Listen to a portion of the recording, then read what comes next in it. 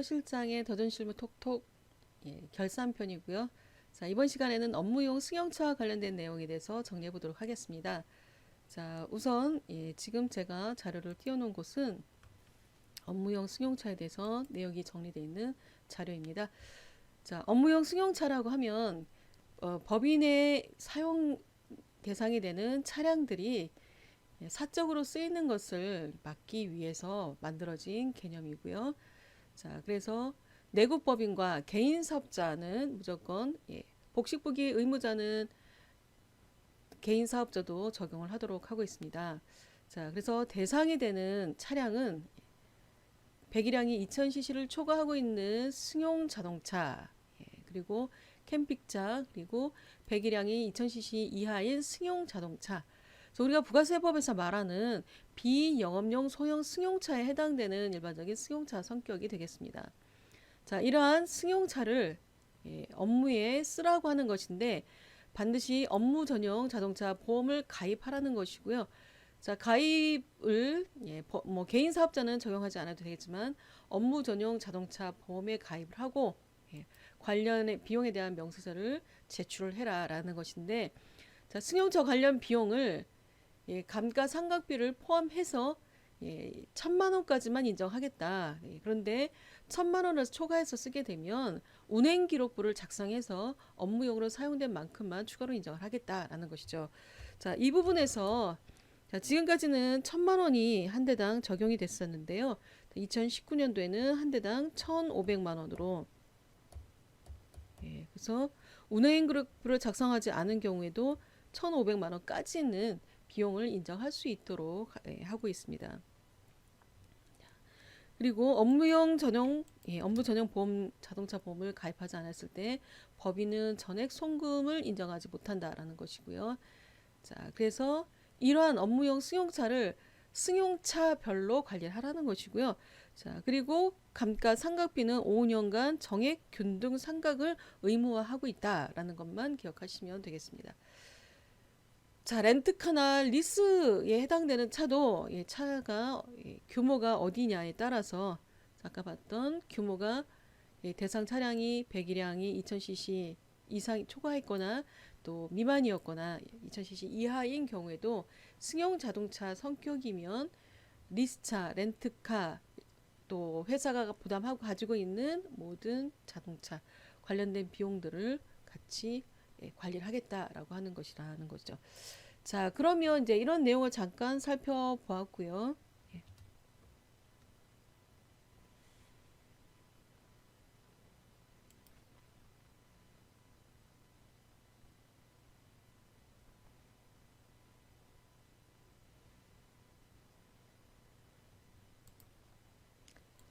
자, 우리 스마트의 시스템에서 한번 적용을 해보도록 하겠습니다. 일단 업무용 승용차는 자, 일단 자산을 등록을 해놔야 되겠죠. 차량.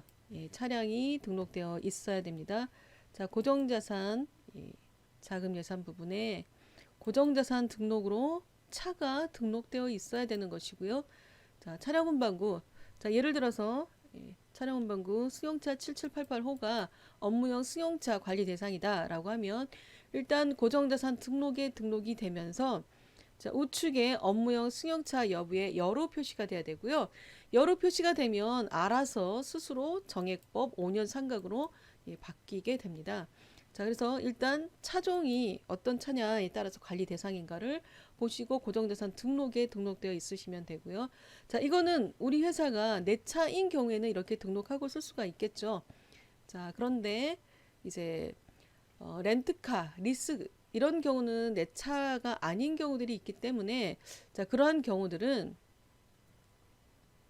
기초 데이터 쪽에 보시면 업무용 승용차 등록 메뉴에 등록을 하시면 되겠습니다. 자, 내 차인 경우에는 차량 번호를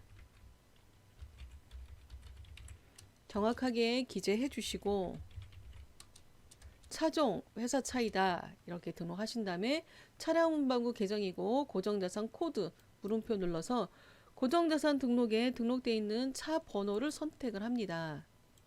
이렇게 해서 등록시켜 주고요. 업무 전용 보험을 가입을 하라고 하고 있기 때문에 보험기간 보험을 언제부터 언제까지 지금 가입하고 있는지를 기재해 주시면 되겠습니다. 자, 그러면 저는 보험기간 2018년 6월 5일부터 2019년 6월 4일까지 가입되어 있었고, 기존에 이렇게 등록되어 있었겠죠. 작년에 차를 취득하면서. 자, 그리고 올해 2019년 6월 5일부터 또 2020년 6월 4일까지 자동차 보험을 전용 보험을 가입했다. 이런 식으로 보험 기간이 등록되어 있으시면 되겠습니다. 자, 그리고 운행 기록부를 작성하는 경우엔 기초 주행 누적 거리를 넣어서 몇 킬로부터 출발을 했는지 이 킬로수를 입력해 주시면 되겠죠. 자, 그럼 이렇게 이제 업무용 승용차를 등록하고요. 자, 만약에 렌트카나 리스차였던 경우는 명의 구분해서 렌트카이면 렌트, 리스차이면 리스 이렇게 해가지고 자, 추가로 자동차 번호를 등록해 주시면 되는데, 자, 여기서 차량 번호가 나중에 법인 세무조정 전자신고할 때 표시가 이 번호가 정확하지 않으면 전자신고 마감이 되지 않기 때문에 여기 자동차 번호 정확하게 그냥 임의로 여기다가 그랜저 이런 식으로 써두시면 안 되고요. 정확하게 자동차 등록증을 확인해서 번호를 확인한 다음에 기재를 해주셔야 된다는 것이죠. 자, 이렇게 해서 업무용 승용차를 등록해 주시고, 자, 그럼 이제 기본적인 등록 작업은 된 거고요. 저희가 비용을 관리하기 위해서는 계정 과목 및 적요 등록에 세팅이 되어 있어야 되는데, 자, 계정 과목 및 적요 등록에 들어와서 기능모음, 기능모음을 들어가 보시면 기능모음 안에 업무 승용차 관리 일괄 등록이라고 된 키가 있습니다. 계정 과목 및 적요 등록 안에 기능모음 들어와서 업무 승용차 관리 일괄 등록 이렇게 해놓으시면 자, 관련된 비용을 스스로 체크를 하도록 하고 있습니다. 자, 그래서 업무 승용차 관리 항목을 일괄 등록할 것인데, 기본적으로 세금과 공과, 감가, 상각비, 지급 임차료, 수선비, 보험료, 차량 유지비에 대해서 500번대, 600번대, 700번대, 800번대 비용을 각각 구분해서 자동으로 등록시켜 줄 것이고요. 등록을 하고 난 다음에 사용되지 않은 계정에 대해서는 조회되지 않고 사용하고 있는 데이터를 활용하고 있는 계정에 대해서만 나중에 업무용 차량에 대한 비용 현황을 집계하실 수가 있습니다. 자, 그러면 여기 있는 계정들 외에 내가 촬영과 관련된 비용이 있다면 추가로 더 등록을 하셔도 되고요. 기본적인 사항은 여기 있는 항목을 가지고 등록하도록 하겠습니다. 자, 검토하시고 확인키 눌러주시면 되는데요. 자, 확인키. 자, 저는 차량 유지비 822번에 있기 때문에 800번대에 있는 차량 유지비 한번 가보겠습니다. 차량 유지비 가서 보시면 가운데 관리 항목이 있는데요. 관리 항목에 코드돔 눌러보시면 맨 밑에 업무용 승용차 관리가 OX에 5로 표시가 되어 있는 걸 확인할 수 있습니다. 그래서 차량 유지비에 대해서 관리를 하겠다라는 뜻이고요. 자, 보험료도 관리하겠다라고 했었죠. 그래서 코드돔 눌러보시면 업무용 승용차 관리에 대한 창을 열 수 있도록 사용 여부에 여로 표시가 되어 있는 걸 확인할 수가 있습니다. 자, 그럼 이제 이렇게 세팅이 되어 있으면 세팅은 작업이 다 이루어진 거고요. 자, 전표 입력을 할 때 한번 가보도록 하겠습니다. 자, 일반 전표 입력에서 제가 차량 유지비 기름값을 입력을 하고 있다라고 하는 경우에 자, 출금 차량 유지비 주유소에서 기름값을 6만원을 입력을 하고 있는데요. 자, 차량 유류비에 대해 지급을 하고 있습니다. 그리고 카드를 썼기 때문에 카드 이렇게 입력을 했다. 자, 그러면 일반적인 전표 입력은 여기까지였죠. 그런데 여기 차량 유지비 계정란에 커서를 두고 그 다음에 F3 키를 클릭을 하시면 하단에 업무용 승용차 관리가 조회가 됩니다. 자, 승용차 코드돔에서 차종을 선택을 해주시면 되겠죠. 차량 번호.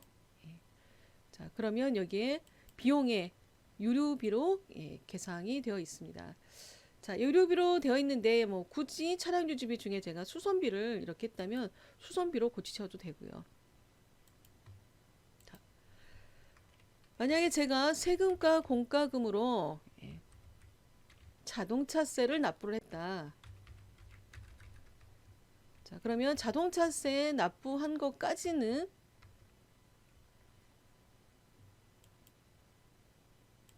자동차세는 제외 대상이죠. 자, 이렇게 해서 세금과 공과금으로 자동차세 납부한 것을 입력을 했다. 자, 그런데 지금 업무용 승용차 관리 대상이다. 그러면 F3 해서 승용차 코드란에서 코드 도움 해가지고 차 번호를 선택해 주시면 되고, 세금과 공과로 입력됐기 때문에 자동차세로 자동으로 반영이 되어 있습니다. 자, 그리고 제가 만약에 보험료를 납부를 했다. 자동차 보험료 납부 이렇게 입력이 된 경우에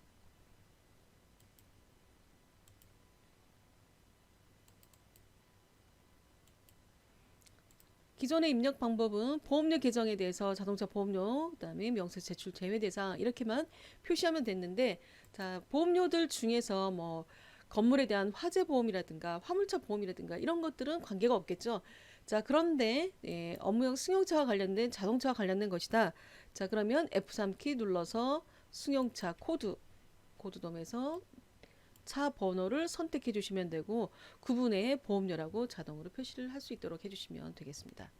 자, 이렇게 해서 보험료, 자동차에 대한 차량 유지비, 세금과 공과금 등에 대한 차량 관련 비용을 다 넣었는데요. 자, 이렇게 넣은 입력을 한 자료들은 나중에 어디서 써먹으려고 하는 것이냐. 자, 일단 차량 비용 현황을 먼저 집계를 해볼 수가 있는데요. 보조 장부에 보시면 차량 비용 현황, 업무용 승용차에 대한 내역을 조회하실 수가 있습니다. 자, 12월 선택하고 차 번호를 선택하시면 제가 차 번호를 넣은 거는 차 번호를 넣은 거기에 차량 번호별로 유류비, 보험료, 자동차 등이 자동차세 이렇게 구분해서 나와 있고요.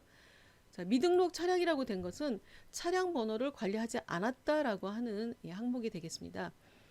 자, 그래서 제가 차량 유지비로 또는 보험료로 세금과 공과금으로 다 입력만 해놓고 차량 번호를 관리하지 않았다라고 한다면 그때는 여기 와서 입력을 하셔도 되는데요.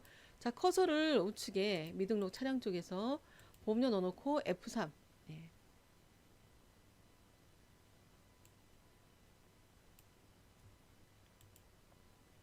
자, 그래서 미등록 차량에 대해서 더블 클릭하시면 보험료하고 하단에 승용차 코드 번호 넣을 수 있는 곳이 나오죠. 자, 만약에 차량 유지비 기름값 중에 그러면 하단에서 차량 유지비에 대해서 차량 번호, 자, 하단에 입력을 하는 방법으로 넣으시면 된다라는 것이죠. 자, 차량 번호가 입력되어 있는 건 입력된 차종끼리 집계가 될 것이고, 자, 비용 계정으로 일괄 설정이 되어 있는데 차량 번호가 등록되지 않았으면 미등록 차량으로 조회가 되고요. 자, 여기서 각각 자동차세, 차량 유지비 등을 클릭하시고 여기서 더블 클릭하시면 하단에 업무용 승용차 관리라고 하는 팝업이 표시가 되고요. 여기서 승용차 코드를 코드돔해서 해당 차량 번호를 입력하시면 되겠습니다. 자, 이렇게 해서 업무용 차량에 대한 비용을 다 입력을 해놨습니다. 자, 그리고 난 다음엔 저희가 회사에서 결산할 때는 여기까지만 입력만 되어 있으시면 되는 거고요. 이제 나중에 법인 결산을 할 때, 법인 조정을 통해서 법인세 신고할 때 법인 조정에 가면 업무용 차량에 대한 내역을 별도로 관리를 하고 있습니다. 자, 여기에서 업무용 승용차와 관련된 비용 명세서를 뽑아서 한도를 초과했으면 초과한 만큼